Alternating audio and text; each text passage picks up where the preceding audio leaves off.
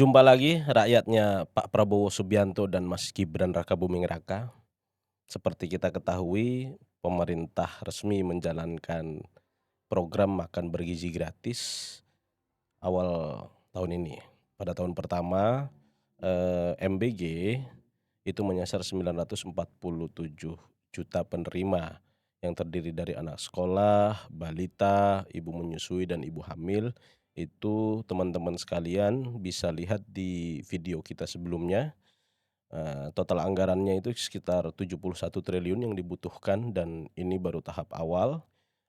Program ini akan terus berlanjut dalam beberapa tahun dan mudah-mudahan langgeng, yang cakupannya juga akan semakin meluas dan lebih besar sekali. Targetnya itu jelas mencapai 82,9 juta anak sekolah, balita, ibu menyusui, dan ibu hamil pada tahun 2029 mendatang. Nah, pada edisi sebelumnya, di video kita sebelumnya, kita sudah paparkan bahwa program ini bukanlah yang pertama di dunia. Sudah banyak negara yang kemudian menerapkan program makan bergizi serupa program makan bergizi gratis ini. Pada video kali ini, mari kita ulik beberapa negara yang sudah menerapkan program makan bergizi gratis.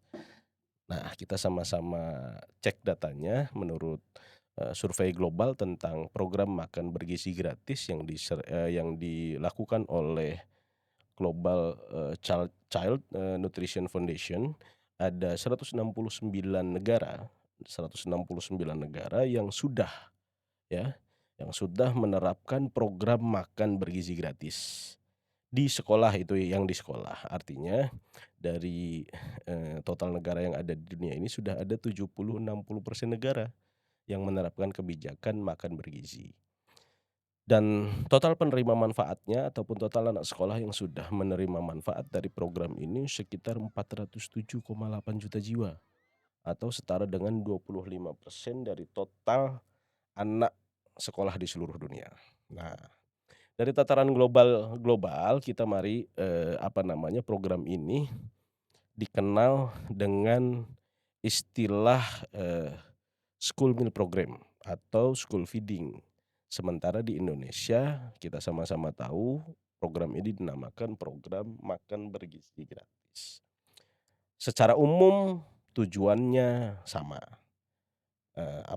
Tujuannya yaitu untuk meningkatkan akses makanan bergizi bagi anak-anak sekolah, meningkatkan prestasi sekolah, mendorong pemanfaatan hasil pertanian dan UMKM untuk mengurangi kemiskinan, kira-kira begitu. Mari, karena tadi di awal kita bilang akan coba lihat di negara-negara lain, ya enggak, kita lihat juga penerapan MBG di beberapa negara lain. Kita mulai dari negara tetangga kita yang paling dekat, yang satu rumpun, yaitu Malaysia. Kita cek ya, di Malaysia, kita cek dulu sebentar, kita lihat datanya ya. Di Malaysia, program ini bernama Bantuan Makanan Bermasak. Nah, alokasi anggarannya itu sekitar 185,3 juta dolar US yang seluruhnya bersumber dari dana pemerintah. Sasaran program MBG-nya Malaysia ini adalah 1 juta anak sekolah atau setara dengan 15% dari total anak sekolah di Malaysia. Pelaksananya itu ada 2 institusi nih kalau di Malaysia. Yang pertama itu adalah Kementerian Pendidikan dan Divisi Pengelolaan Sekolah Berasrama, kayak model pondok pesantren gitu kali ya, atau bukan, ya berasrama lah, boarding school lah ya.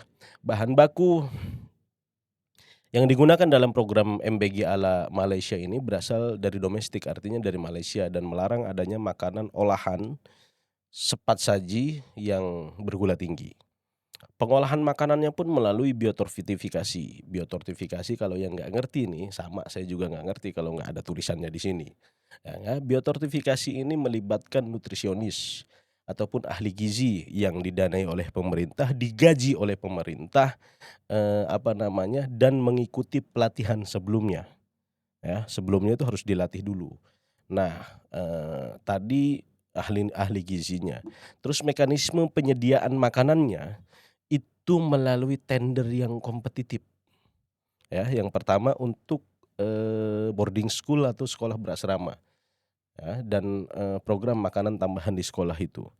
Nah, yang selanjutnya petani skala kecil, petani menengah, petani besar sekalipun ataupun kalau bahasa di Indonesia ini tengkulak-tengkulak pun itu bisa memasok, untuk program makanan sekolah, makanan, apa tadi bahasa Malaysia itu makanan sekolah berasrama penuh itu. Sedangkan program makanan prasekolah hanya dari petani skala kecil kalau di Malaysia. Lalu, kita lihat program MBG ala Eropa. Eropa ini lagi jadi perbincangan di program naturalisasi kita ya. Kita ambil sampel di Finlandia karena kenapa kita ambil sampel Finlandia? Karena namanya paling susah untuk dihafal kawan-kawan, para penonton. Di Finlandia itu namanya saya eja ya, Kouluruokailu. Intinya makanan bergizi gratis sama itu, tapi susah. Coba di-googling ya kawan-kawan ya, teman-teman semua ya. Eee, Pendanaannya itu mencapai 479,4 juta USD. Nah, skema pembiayaannya nih, pemerintah mendanai 99% itu dari pemerintah dan 1% itu dari lembaga lain. Sasaran program tadi kou apa tadi namanya? Makan bergizi gratisnya Finlandia lah ya. Ya, kou segi itu sasarannya itu 87% dari seluruh penduduk anak sekolah di Finlandia. Nah, bahan bakunya kalau di Finlandia nih, bahan bakunya sama, dari domestik, sebagian tapi juga tidak melarang dari luar negeri kalau Finlandia. Tapi di Finlandia ini betul-betul melarang minuman bersoda dikonsumsi oleh pada program makan bergizi gratis di sana dan produk-produk ataupun, makanan yang mengandung, gula, garam, lemak jenuh yang berlebih itu dilarang di Finlandia. Nah, dari pelaksana program ini di Finlandia namanya adalah Badan Nasional Urusan Pendidikan dan pemerintah daerah yang mengeksekusi program ini di Finlandia.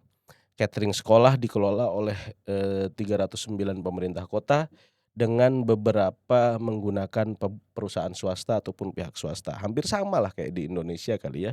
Eee, nah, untuk dapurnya di Finlandia ini harus, disiapkan produksi besar dengan menyiapkan dapur yang besar untuk menyiapkan makanannya, tenaganya harus bersertifikat, cateringnya juga harus bersertifikat, baik itu, biar terjaga kemudian, nutrisinya, keamanannya, dan kualitas dari makanan tersebut. Kita tadi sudah dari Malaysia, tetangga kita juga sudah ke Eropa yang kemudian, soko gurunya sepak bola misalnya, hari ini kita pindah ke Amerika, bapak gurunya liberalisme. Di sana juga ternyata punya program agak kiri kawan-kawan. Apa itu programnya? Yaitu adalah makan siang nasional, ya di sekolah dan program, sarapan di sekolah, kira-kira begitu. Nah, pendanaannya bagaimana kalau kemudian di Amerika? Amerika ini totalnya itu seluruhnya 100% itu dari pemerintah. Angkanya itu kita lihat 29,4 miliar US dollar. Berapa kalau dirupiahin? Hitung sendiri aja, pusing kita ngitung-ngitung uang orang kan. Sasarannya di sana itu lebih besar lagi, 30,1 juta anak atau 53% dari, total keseluruhan anak sekolah di Amerika Serikat.